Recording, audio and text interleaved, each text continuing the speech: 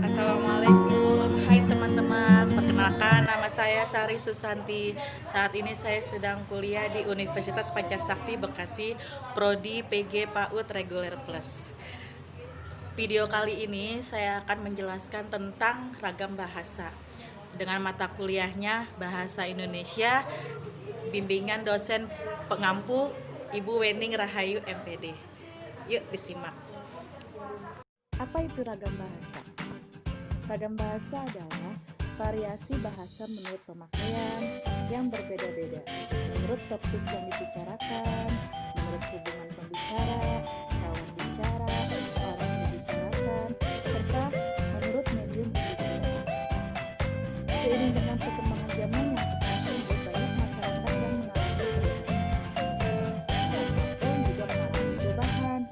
Perubahan itu berupa variasi-variasi bahasa yang dipakai sesuai keperluannya.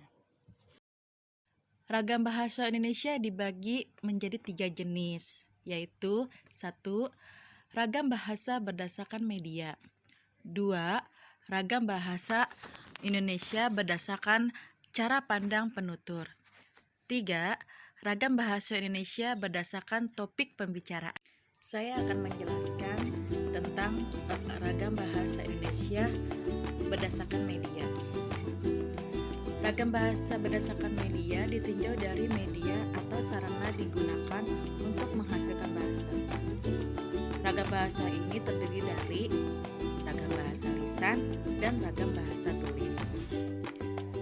Contoh ragam bahasa lisan yaitu ragam bahasa baku lisan didukung oleh situasi pemakaian sehingga kemungkinan besar terjadi pelapisan kalimat.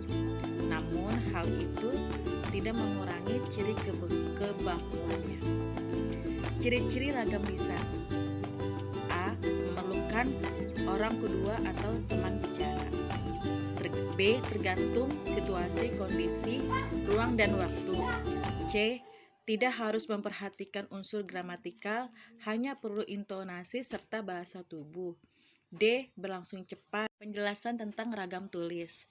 Dalam penggunaan ragam bahasa baku tulis, makna kalimat yang diungkapnya tidak ditunjang oleh situasi pemakaian. Sedangkan ragam bahasa baku lisan, makna kalimat yang diungkapkannya ditunjang oleh situasi pemakaian sehingga kemungkinan besar terjadi pelepasan unsur kalimat.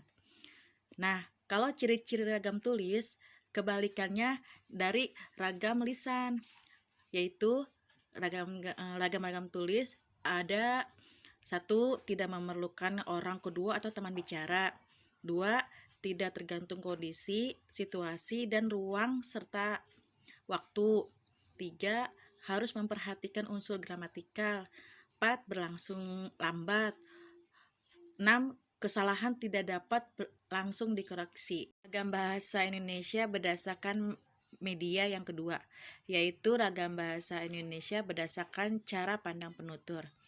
Berdasarkan cara pandang penutur, ragam bahasa Indonesia terdiri dari beberapa ragam, diantaranya adalah ragam dialek, ragam terpelajar, ragam resmi, dan ragam tak.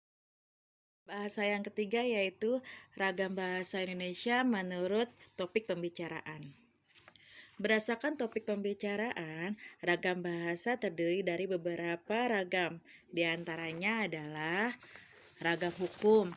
Contohnya, dia dihukum karena melakukan tindak pidana. Yang kedua, ragam bisnis. Setiap pembelian di atas nilai tertentu akan diberikan diskon. Yang ketiga, ragam sastra. Cerita itu menggunakan unsur flashback. Pada dasarnya, semua ragam bahasa Indonesia memiliki kekurangan dan kelebihan masing-masing. Ada bahasa mudah dipelajari atau mudah dimengerti. Ragam bahasa berasal dari dua suku kata, yaitu ragam yang berarti macam atau jenis dan bahasa berarti